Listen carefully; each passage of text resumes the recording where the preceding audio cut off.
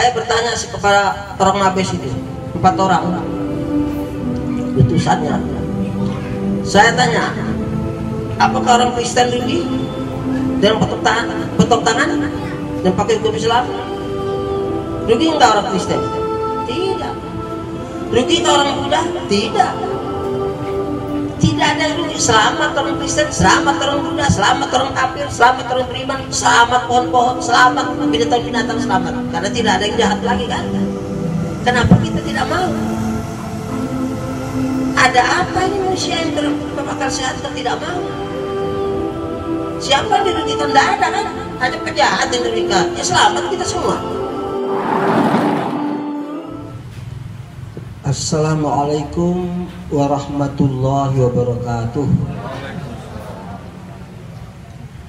Alhamdulillahirabbil alamin alladzi arsala rasulahu rahmatan lil alamin walladzi hadana ila siratil mustaqim linafuza fawzad dunya wa yaumiddin.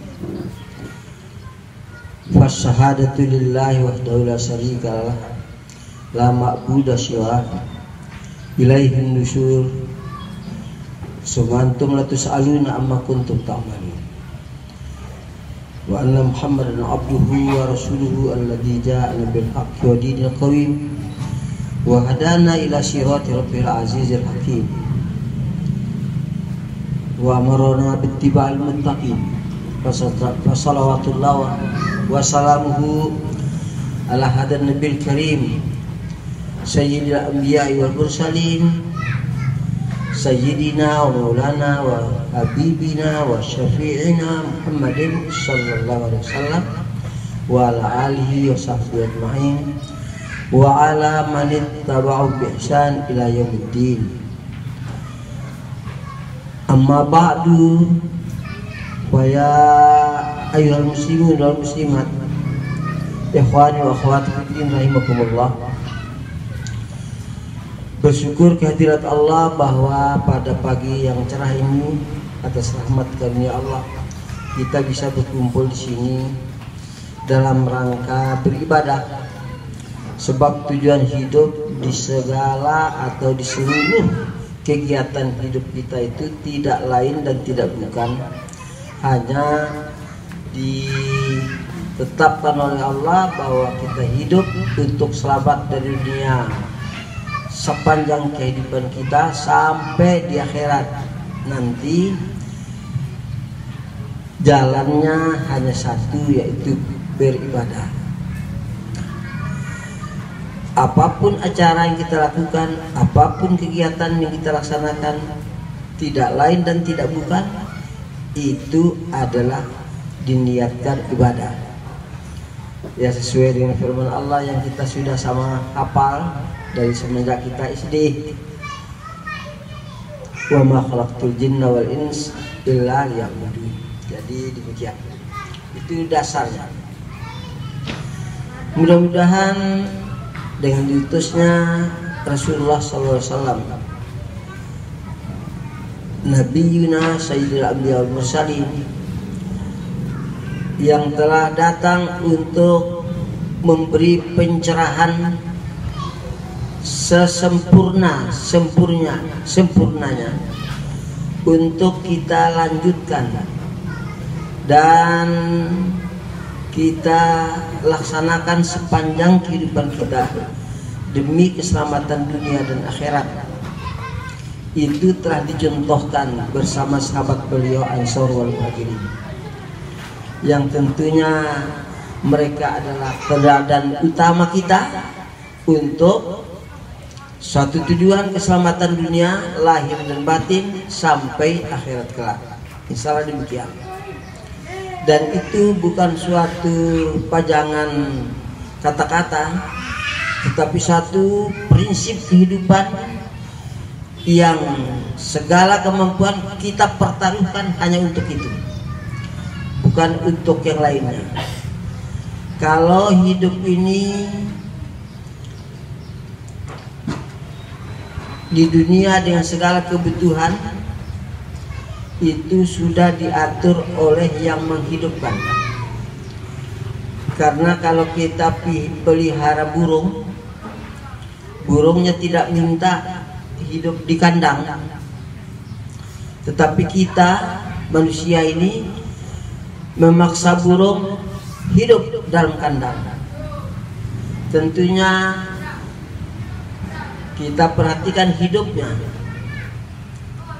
Kurang air kita kasih air minum, kurang makan kita kasih makan. Sebab kita yang memaksa burung hidup dalam kandang, bukan permintaan burung. Ini kita manusia yang curang, banyaknya curang dan banyak hilapan, masih seperti itu. Apalagi Allah yang menghidupkan kita, tentu maha sempurna lagi. Allah maha kaya, Allah maha bijak, Allah maha adil, Allah maha pengasih penyayang. Bukan main, kita saja yang nggak beres ini sebagai manusia yang banyak dosanya. Kalau menaruh seekor burung dalam kandang, ya kita jamin hidupnya. Kita setuju ya demikian, kita tidak setuju ya demikian. Siapa yang hidup dihidupkan oleh Allah, bukan dihidupkan oleh yang lain, maka Allah pasti menjamin hidupnya. Apa? Orang yang hidup di segala tingkatan, kalau dia butuh makan, makannya kenyang. Kemudian ya maaf ngomongnya, kalau sudah kenyang selesai, berhenti, buang kotoran, ngantuk, tidur. Semua makhluk ini mau dia kaya sekaya-kayanya, makan kenyang, buang kotoran, ngantuk, tidur. Miskin, orang itu semiskin-miskinnya, makan kenyang, buang kotoran, ngantuk, tidur. Bahkan orang gila sekalipun makan kenyang, buang kotoran, ngantuk, tidur. Dan sama, apa dia makan di tong sampah atau makan di rumah makan yang mewah seperti ini, tetap sama. Kalau makan kenyang, buang kotoran, ngantuk, tidur. Orang mau susah dalam hidupnya itu yang didapat, orang mau senang dalam hidupnya itu yang didapat. Ujungnya selesai batas umur kehidupannya, maka kita kembali ke akhirat untuk hidup sepanjang masa, tidak ada batasnya, selama-lamanya. Setuju atau kita tidak setuju, itulah yang kita lihat sepanjang kehidupan kita. Mau setuju ya begitu, mau nggak setuju ya begitu, bergiliran kita. Jadi kehidupan ini kalau tidak ada kepemimpinan yang mengarahkan kita untuk penyelamatan hidup dunia sampai di akhirat, tidak ada kepemimpinan, maka kehancuran akan didapat. Kepemimpinan, tanpa kepemimpinan rumah tangga, pentingnya kepemimpinan, maka rumah tangga tidak menjadi rumah tangga, menjadi bukan rumah tangga yang baik, karena tidak ada kepemimpinan. Tanpa kepemimpinan sekolah, maka sekolah, aturan sekolah tidak baik. Jadi tanpa kepemimpinan rumah tangga, aturan rumah tangga nggak beres. Tanpa kepemimpinan sekolah, aturan sekolah tidak beres. Tanpa kepemimpinan perusahaan tidak beres. Kepemimpinan suatu yang mutlak. Maka ayat yang dibaca tadi, taat kepada Allah, taat kepada Rasul, taat kepada kepemimpinan yang rujukannya, pedomannya kepada Allah dan Rasul. Sebab tidak ada yang lebih bijaksana, tidak ada yang lebih adil daripada Allah dan Rasulnya. Keselamatan hanya didapat di situ lewat kepemimpinan, bukan lewat kemauan masing-masing. Apalagi kepemimpinan tidak ada. Adapun kepemimpinan, kalau umat yang dipimpin itu berselisih, maka terjadi kehancuran. Kalau sekolah tadi ada pemimpinnya, tapi pengurusnya, apalagi beserta umat, pengurusnya tidak bersatu, pecah belah, hancur juga. Rumah tangga ada pemimpinnya, umat yang ada rumah tangganya pecah belah, hancur juga. Jadi kepemimpinan dan kesatuan merupakan suatu yang tidak boleh tidak harus ditegakkan di dalam satu komunitas manusia. kalau manusia itu ingin selamat dunia akhirat. Lepas dari itu maka tidak ada lagi keselamatan, tapi yang ada keuntungan dan akibatnya segala kecurangan tumbuh dan kesengsaraan terjadi. Padahal semua kita ini tidak pengen sengsara, tapi itulah hasilnya kalau kepemimpinan dan kerukunan tidak didapat. Maka betul penting sekali wujud kepemimpinan dalam Islam. Oleh karena itu Allah mewajibkan taat kepada seorang pemimpin, walaupun pemimpinnya tidak beres. Kalau sudah jadi pemimpin harus ditaati, itu prinsip. Namun kepemimpinan ini maksud untuk kesejahteraan lahir batin manusia di dunia sampai akhirat. Maka pedomannya harus yang maha kuasa yang menciptakan kehidupan itu sendiri. Sebab yang maha kuasa menciptakan kehidupan itu sendiri yang lebih paham dan lebih tahu tentang bagaimana keselamatan makhluknya. Kalau kita pelihara burung tadi, burung tidak bisa memelihara keselamatan dalam kandangnya. Yang mengandangkan dia itu lebih paham daripada burungnya bagaimana dia harus selamat di dalam kandang. Karena yang memaksakan dia adalah ya orang yang menurutkan dia adalah burung. Lah begitulah keselamatan dunia ini. Kepemimpinan harus ditaati walaupun dia dosanya 1001 macam, tetapi pedomannya dia harus pedoman untuk umatnya adalah Allah, aturan Allah dan Rasulnya. Maka dosanya dipikul oleh dia sendiri, tetapi umatnya selamat dengan aturan yang dilaksanakan sesuai dengan tuntunan Allah dan Rasulnya. Nah, maka menurut Islam kepemimpinan itu memberi kebebasan akal sehat manusia secara rasional sepenuhnya, diberi kesempatan seluas-luasnya untuk berkreasi, beraktivitas dengan segala kemungkinan yang mampu dilaksanakannya sesuai dengan akal sehatnya manusia itu. Karena begitulah ajaran Islam tidak boleh diterima oleh orang yang tidak sehat akalnya. Sudah bisa berpikir pun manusia kalau belum batas mumayyiz, balik, mantap berpikirnya, belum diwajibkan menetapi agama secara baik. Arti sampai dia tahap balik, baru dia taklif, baru dia diterima agamanya.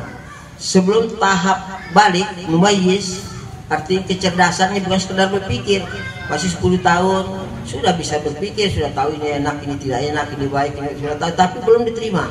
Sampai batas pada tahap balik mumayyiz, berpikirnya sudah mulai mantap, itu baru bisa diterima agamanya. Mulai dia taklif, artinya dipaksa untuk taat kepada aturan yang menciptakannya. Itu syaratnya. Jadi maka orang bodoh di dalam Islam bukan tidak boleh memimpin, tetapi orang bodoh itu kegiatannya tidak bernilai. Maka Rasulullah bilang, man amila amalan bighairi ilmin ya'mal wa amalu mardud. Siapa yang Waalaikumsalam. Siapa yang melakukan aktivitas ibadah, sebab hidup tadi untuk ibadah, tanpa ilmu tidak diterima amalnya. Jadi beramal harus dengan ilmu, dan ilmu yang ada senantiasa rasional dalam Islam dan pasti menguntungkan kalau dikaji lebih dalam. Tidak ada yang merugikan. Ini prinsip din. Maka orang yang tidak mau menentukan langkah dengan 1001 macam aktivitasnya, tidak mau tunduk kepada ketetapan yang Maha Kuasa, dia mesti hancur. Sebab kemampuan dia, ya sehebat-hebatnya otak dia tidak bisa mengetahui bagaimana keadaan sebenarnya secara hakikat kehidupan dunia dan langit bumi dan segala kehidupan tumbuh-tumbuhan, binatang buas, binatang jinak, makan makanan yang halal dan haram. Tidak mampu manusia, harus kembali kepada penciptanya, baru dia selamat.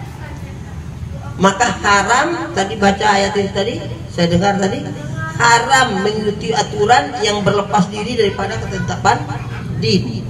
Maka fa in tanaza'tum fi syai' farudduhu ila Allah wa Rasul. Kalau kalian selisih pendapat, kembalikan kepada Allah dan Rasul. Ketentuannya demikian. Tanpa begitu kita akan bentrok dan berselisih terus. Sebab manusia, jangankan laki dan wanita, sesama lakinya saja 5 orang pikirannya macam-macam, apalagi 5 juta orang, 500 juta apalagi. Tidak bisa manusia diandalkan dengan melepas diri daripada ketetapan Maha Pencipta, gak bisa. Kemungkaran terjadi karena ada manusia. Kadang-kadang manusia itu sudah mengaku Islam, rela melepaskan tuntunannya, rela melepaskan hukum Allah Rasulnya dalam memimpin.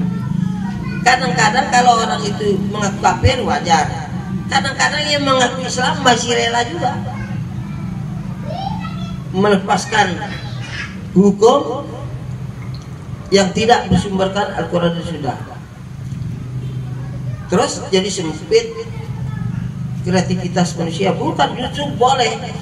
Menurut akal sehat dan dibenarkan oleh Islam, manusia yang cerdas kalau dia memimpin atau berkuasa, dia bebas membuat aturan sama maunya, asal saja jangan melawan yang Maha Pencipta, yang Maha Mengetahui, yang Maha Bijaksana, yang Maha Adil. Jangan melawan itu.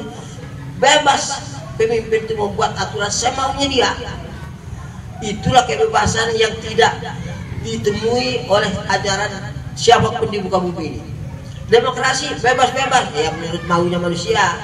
Nanti dia bilang kalau tidak cocok tidak bebas lagi. Ngomong doang bebas-bebas, demokrasi bebas bohong toh. Kalau tidak cocok dengan dia nggak bebas. Cerita kosong bisa penjembol demokrasi itu.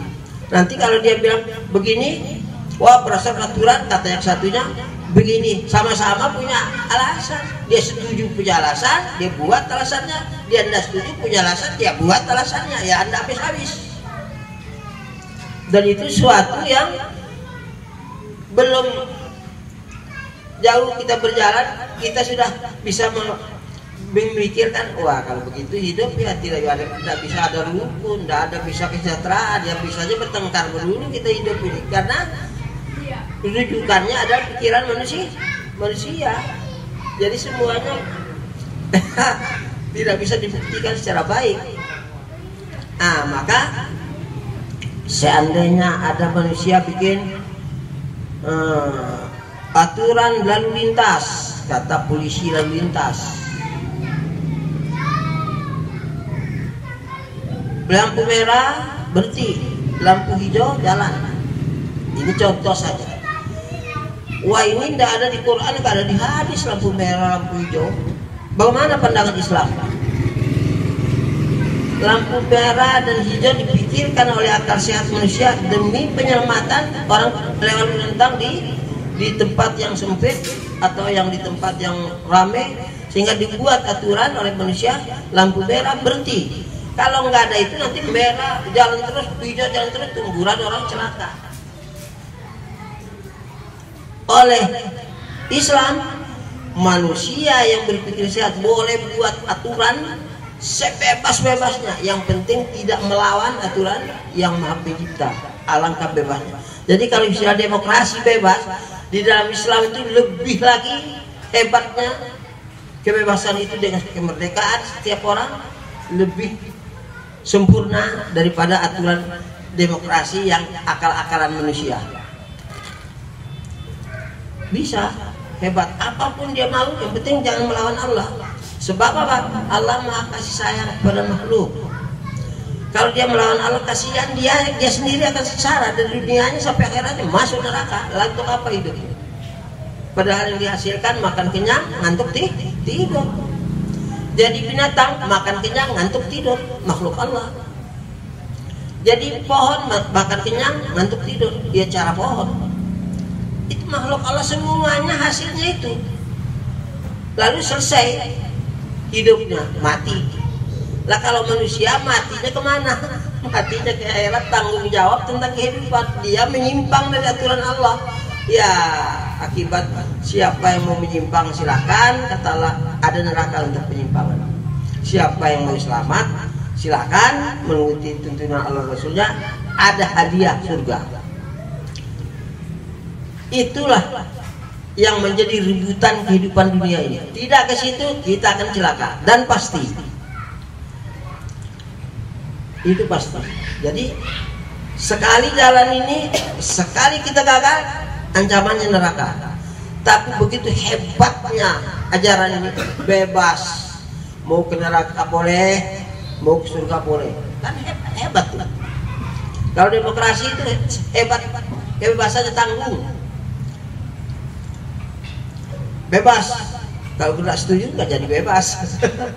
Yang lain nggak setuju nggak jadi. Tapi kalau Islam bebas, pokoknya jangan melawan yang Maha Pencipta. Ya memang rasional, masa yang menciptakan kita lawan, ya tentu saja tidak mungkin. Secara akal sehat tidak mungkin. Tapi bebas. Mau jadi kafir kamu, faman syaa falyu'min wa man syaa falyakfur. Sudah ada neraka dan surga, itu bebas saja. Nah, oleh karena kepemimpinannya demi menyelamatkan yang kafir dan menyelamatkan yang beriman dan menyelamatkan pohon-pohonan di hutan, yang menyelamatkan binatang-binatang di daratan ataupun di udara, itu harus ikut kepada ketetapan yang menciptakan mereka. Dan itu iya juga, kita tidak bisa bantah secara rasional, apalagi kita lihat dalil. Secara rasional bebas kita jadi kafir juga boleh. Tapi kalau memimpin, kepemimpinan itu harus wa ma arsalnaka illa rahmatan lil alamin, rahmat bagi seluruh alam. Jadi kekuasaan itu pol-polan, mau ke neraka juga bikin, tetapi pribadi dia. Tapi kalau kepemimpinan jangan, sebab kepemimpinan itu harus mendatangkan rahmat, kesejahteraan lahir batin makhluknya. Sampai binatang itu, Rasulullah datang ke satu kebun, dilihat ada unta. Kalau negeri kita ini kira-kira sapi lah atau kebun. Unta itu meneteskan air mata. Kata Rasulullah, siapa yang pemilik unta ini? Saya ya Rasulullah, kata yang punya kebun. Masya Allah, adillah kamu. Jangan berbuat zalim terhadap unta ini. Sampai batas itu keadilan kepada unta pun dijaga oleh kepemimpinan Islam. Tapi sekarang orang Islam sendiri bicara, mari kita laksanakan hukum Allah. Jangan, tidak cocok dengan negeri kita. Kok berani ya? Dia negeri Islam, nggak cocok dengan negeri kita ini. Alangkah hebatnya kan itu ya. Kita yang beriman heran. Kalau dia kafir, apa boleh? Padahal kafir pun menguntungkan dia dengan pimpinan Islam. Coba contoh. Saya bilang kepada Mabes Abri Pusat sana. Saya kasih contoh Pak Mabes tentang hebatnya hukum Islam itu. Kalau ada rampok, ada pencuri, kalau menurut kenyataan yang kita tahu sekarang, kalau ada perampok di pasar itu ngerampok 2-3 rumah, kena borgol, masuk penjara. Tapi kalau pemimpin Pancasila ngerampok 100 juta rakyat, ketawa. Dan kalau bukan pemimpin Pancasila tidak bisa merampok ratusan juta umat. Perampok di pasar itu 2-3 rumah kena borgol, masuk penjara. Tapi kalau pemimpin Pancasila ngerampok 100 juta rakyat, ketawa. Karena dia korupsi. Jadi bahnya rampok. Pemimpin Pancasila saja yang bisa merampok begitu, ratusan juta rumah dirampok, ratusan juta rakyat. Sekarang kita bikin hukum Islam, bagaimana caranya? Katanya hukum manusia tadi yang demokrasi, kalau merampok, borgol, masuk penjara, nanti dipotong tahanan.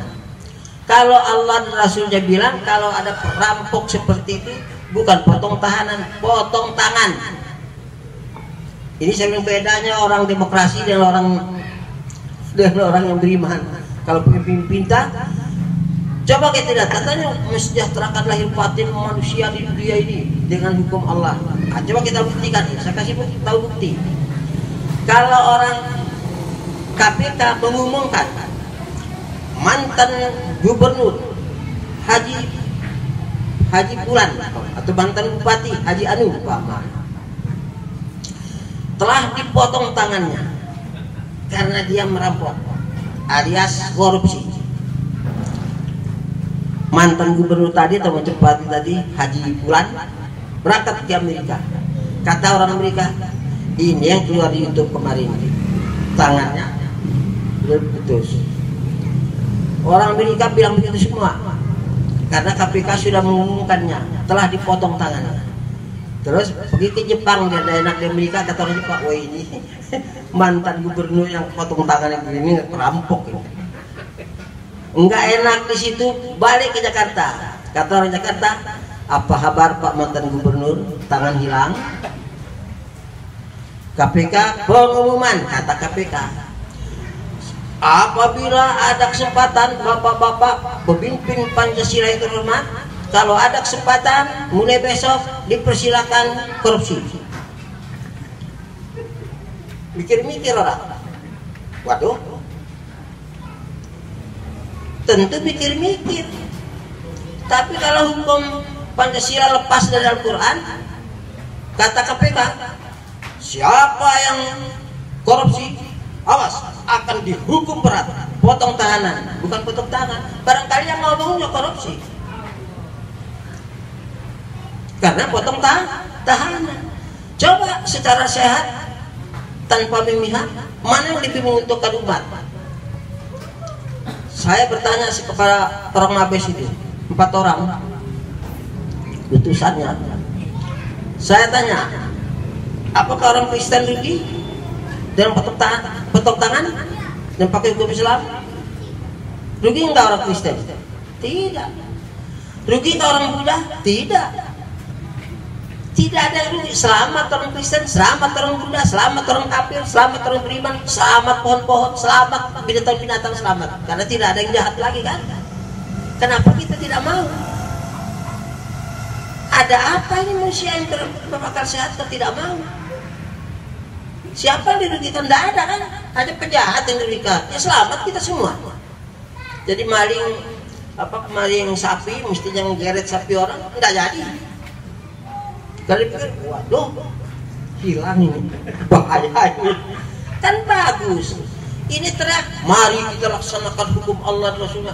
Ekstremis, awas, intoleran, kurang ajar betul manusia seperti itu. Itu suatu rahmatan dari alam, menguntungkan umat hidup kok dibilang intoleran, dibilang awas ekstremis. Ini kan repot kita. Kita nempelin orang tidak, cuma ngomong aja sudah bilang ekstremis, awas. Ini apa-apaan ini bangsa ini. Akhirnya udahlah, hukum Allah itu kita pakai. Apa kerjaan kita? Bohong semua. Saya bilang sama TNI pusat juga, saya bilang coba kita ini bohong. Bohongnya apa? Kita dari dulu bilang Pancasila Undang-Undang Dasar 45 adalah pemersatu bangsa. Itu kita yakini. Kita lepas dulu agama, kita lepas dulu. Kita berpikir sehat juga. Saya tanya, apa buktinya Pancasila betul-betul telah mempersatukan bangsa karena Pancasila? Apa buktinya? Pancasila zaman Soekarno, Pancasila zaman Soeharto, bahkan Soeharto bikin B4 pengembangan Pancasila. Tambah sekarang tambah rusak kesatuan umat itu. Apa buktinya? Isapan jempol sih bilang. Kenapa bisa begitu? Karena tidak mau kembali kepada tuntunan diri. Maka Pancasila Dasar 45 itu hanya bisa diyakinkan mempersatukan bangsa kalau dia di bawah, bukan di bawah kebebasan akal manusia, di bawah aturan Allah Rasulnya. Maka Pancasila itu hanya 100% bisa dilaksanakan secara benar untuk persatukan bangsa dan mendapatkan rahmat makhluk ini kalau yang memimpinnya orang beriman, yang tidak mau menyimpang dengan Al-Quran dan Sunnah. Itu syaratnya. Jadi kalau kita mau tidak isapan jempol Pancasila itu, harus orang beriman yang memimpin, baru itu ketuhanan yang Maha Esa, keadilan segala macam itu, kebebasan dan seterusnya, itu baru 100% bisa dilaksanakan kalau pakai Islam. Bukan terus, wah itu anjir Pancasila. Nah itu kan repot tuh. Padahal supaya berlaku Pancasila 100% itu harus orang beriman yang memimpin. Itu baru 100% ketuhanan Maha Esa. Kata orang Kristen Trinitas, kata orang Islam ketuhanan Maha Esa, Qul Allahu Ahad, bebas boleh katanya Allah, lakum dinukum waliyadin, bebas, apa ruginya? Tapi kalau yang tidak beriman, Pancasila itu bisa penjempol bohong tambah lama gara-gara Pancasila tambah bertengkar umat ini. Calon presiden caci maki sana, caci maki sini, bukan mengajukan rencana kerja yang hebat sebagai ahli ilmu dan pengalaman yang hebat. Enggak, itu jelek. 01 jelek, kata 02 jelek, saling jelek ini jeleki. Jadi kesatuan dengan Pancasila ternyata nol, tambah rusak kesatuan. Sebabnya apa? Karena bukan orang yang beriman memimpin. Maka kita harus supaya orang beriman memimpin baru 100%.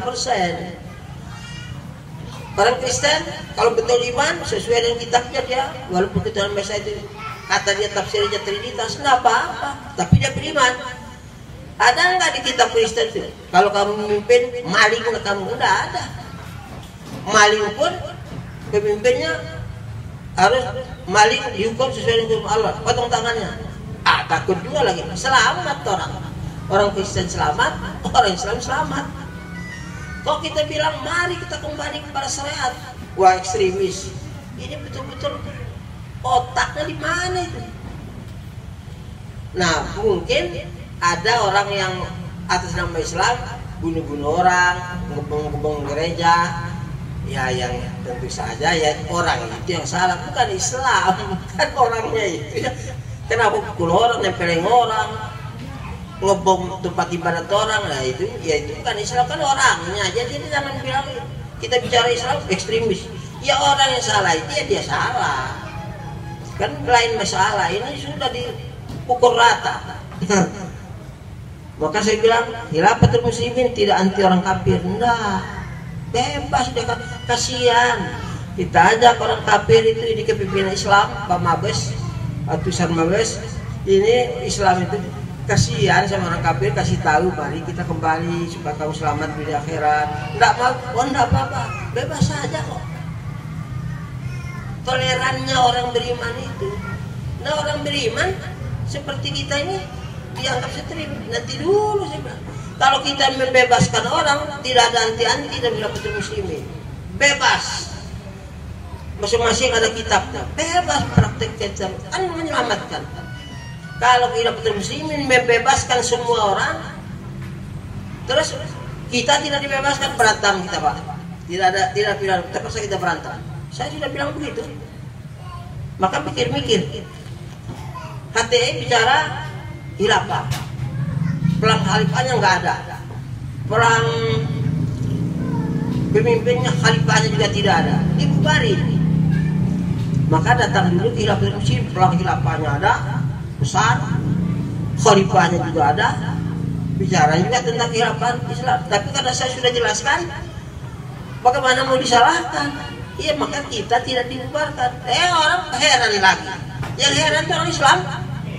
Kok HTI dibubarin, kalau Khilafatul Muslimin ada khalifahnya malah gak dibubarin? Lagi inilah persoalan. Karena apa?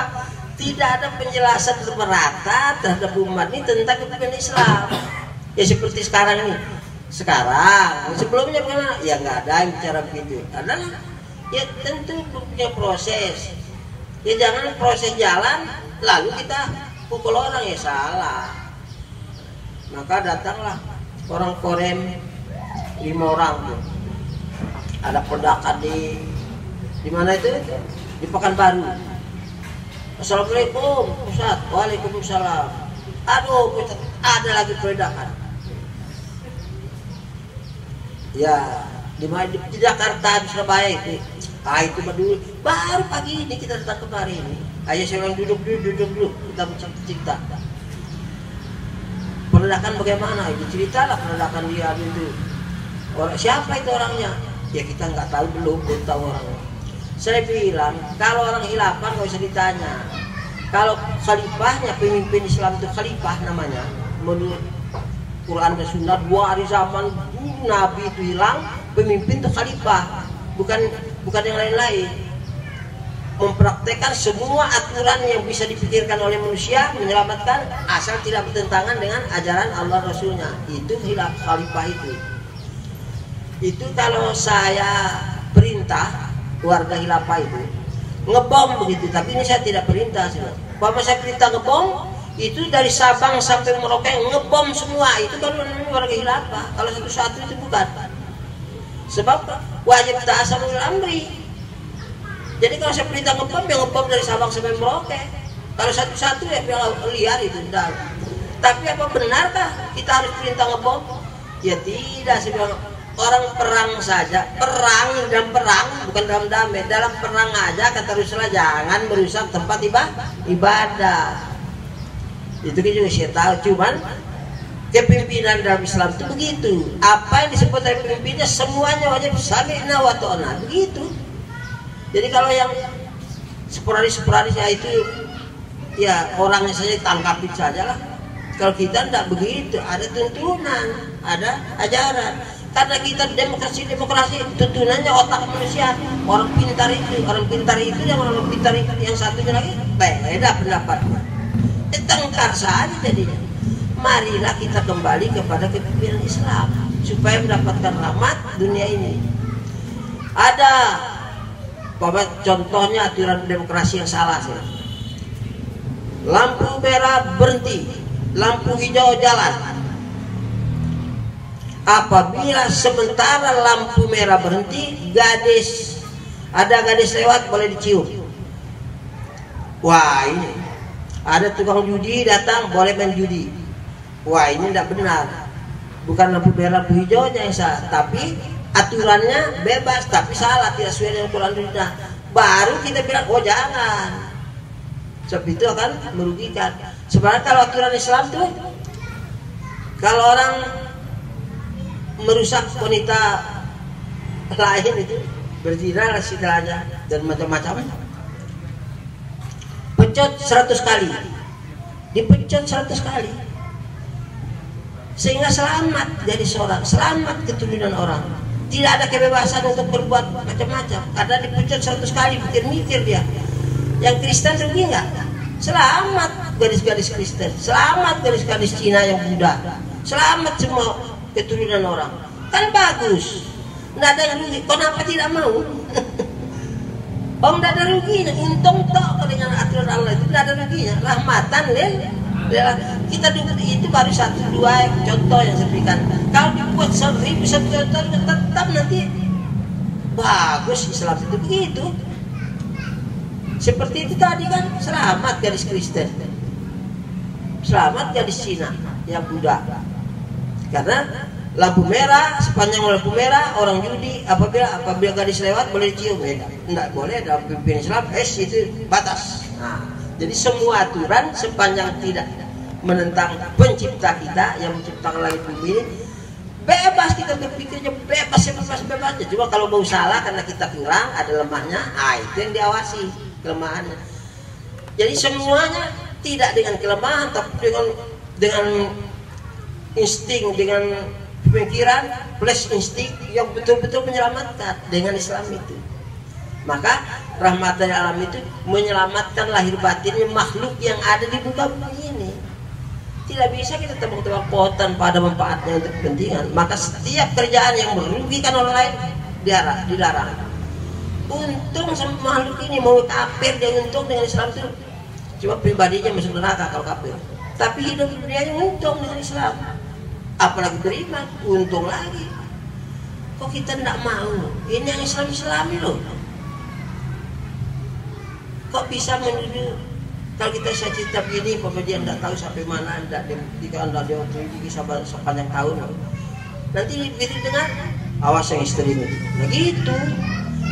Yang ngomong kadang-kadang juga kiai ya kalau inilah maka kita penting datang ke setiap tempat menceritakan supaya tidak alergi. Ngomong aja sudah, wah udah cocok dengan kita, wow udah cocok. Loh udah cocok bagaimana? Apa jeleknya?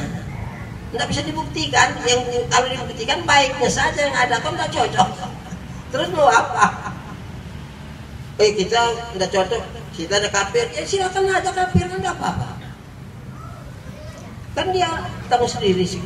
Tapi kalau kepimpinan, karena pentingnya itu yang harus menyelamatkan orang kafir, menyelamatkan orang beriman, menyelamatkan pohon-pohonan, menyelamatkan binatang-binatang. pimpinan. Ada pribadi pimpinannya mau berdosa, berdosa saja, tapi jangan mengajak umat berdosa, kan buntu. Pribadi mau berdosa, berdosa saja, gak apa-apa. Maka ada hukuman yang betul-betul menyelamatkan kalau diterapkan, rahmatan lil alamin. Makhluk yang ada di muka bumi ini mendapatkan kasih sayang Allah. Alangkah indahnya ini. Cuma menjadi cita-cita yang belum terwujud. Karena apa? Karena baru diomong sudah dituduh macam-macam, dituduh ekstrim, dituduh macam-macam, dituduh intoleran, dituduh apa.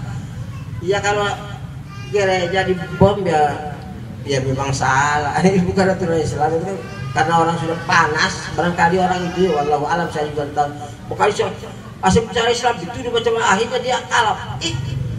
Panas dia akhirnya. Ya kerja-kerja yang tidak keluar itu akhirnya kan. Maka ayo beri kebebasan, kita bicara yang benar ini. Kita tidak paksa-paksa orang. La ikraha fiddin. Kenapa? Ini kan hidup kita merdeka. Masa mau ditekan saja? Nah, kebesaran jiwa orang beriman ini harus ditanamkan di masyarakat. Bukan hanya di orang-orang tertentu, harus ditanamkan di masyarakat sehingga nanti sehingga selamatlah umat ini. Lah kalau cuma diomong saja sampai-sampai, ya inilah hasilnya. Maling, rampok, orang dolim, penindas, ya macam-macam, penipu, terjadi. Sebab semuanya itu menurut maunya manusia, tidak ada hubungan dengan ketetapan Allah bagaimana, ketetapan Rasul bagaimana. Pemimpinnya bebas, seolah itu paling hebat.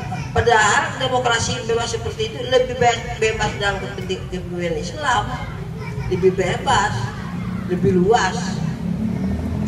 Nah, inilah kepemimpinan Islam. Dia datang rahmatul alamin, dan sistemnya itu bukan sistem sekuler, bukan sistem demokrasi, bukan sistem kerajaan, bukan sistem monarki absolut. Sistemnya itu sistem khilafah. Ini orang salah tafsir, khilafah rebut negara. Sistem khilafah adalah khilafah negara. Nah, Nabi itu bukan pemimpin orang Mekah, bukan. Nabi itu kepimpinan umat sedunia di muka bumi ini. Khalifah Abu Bakar Siddiq itu bukan pemimpin Medina, pemimpin Islam dimanapun berada, bukan negara. Ada yang bawa khilafah berebut negara, nah kan? Repot lagi. Apakah Abu Bakar Siddiq itu pemimpin negara Islam Medina?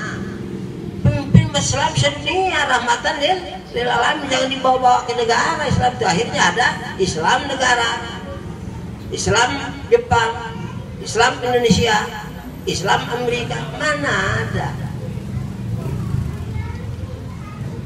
Kepemimpinan Islam akan memanfaatkan bumi ini untuk keselamatan lahir batin makhluk yang ada di atas bumi. Kalau kepemimpinan yang bukan, yang non Islam, akan memanfaatkan manusia dan makhluk yang ada di atas bumi untuk menjaga bumi. Terbalik. Maka dibilang bumi harga mati. Saya tanya kepada bapak-bapak pejabat, NKRI harga mati, tapi dia Islam. Karena kepemimpinan yang memanfaatkan makhluk hidup itu untuk menjaga bumi, maka buminya harga mati. Kepemimpinan Islam bukan begitu. Kepemimpinan Islam adalah bagaimana mewujudkan kesejahteraan lahir manusia dan makhluk yang ada, memanfaatkan bumi. Jadi imannya itu yang harga mati. Nah, sekarang saya tanya bapak, tapi kalau saya salah, saya bilang sama bapak itu, kasih tahu biar saya jangan terus salah. Koreksi saja. Saya jangan salah dibiarin, jangan. Nah, sekarang NKRI harga mati. Ada surga NKRI di akhirat?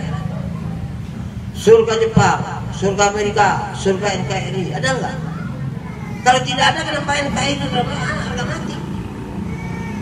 Kenapa bukan iman harga mati? Karena iman yang menyelamatkan orang dunia sampai akhirat. Iman harga mati. Kita berada di NKRI, jaga NKRI, manfaatkan NKRI. Kita berada di rumah, jaga rumah kita, memang kita ada dalam rumah. Kalau orang mau ngebakar rumah kita, kita lawan namanya. Tapi jangan bilang rumah harga mati. Jadi bodoh kita sih bilang. Ada peci ini, mau direbut orang, kita lawan. Peci harga mati.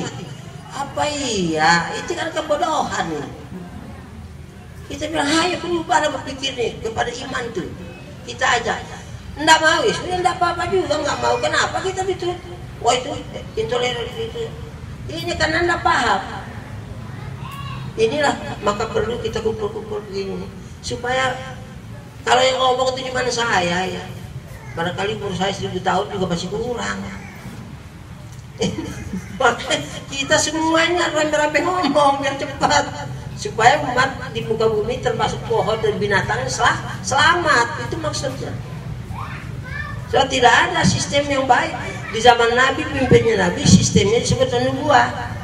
Di zaman setelah Nabi selesai, khalifah pimpinnya sistemnya disebut sistem khilafah, bukan negara khilafah. Tidak ada negara khilafah.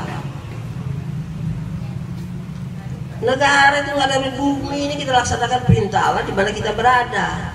Mau di negara, mau di kampung, mau di mana saja. Yang penting kalau memimpin pakai hukum Allah, bukan terus negaranya berubah. Negara Indonesia jadi berubah menjadi negara khilafah. Itulah kata Hendro Priyono yang nggak ngerti Islam.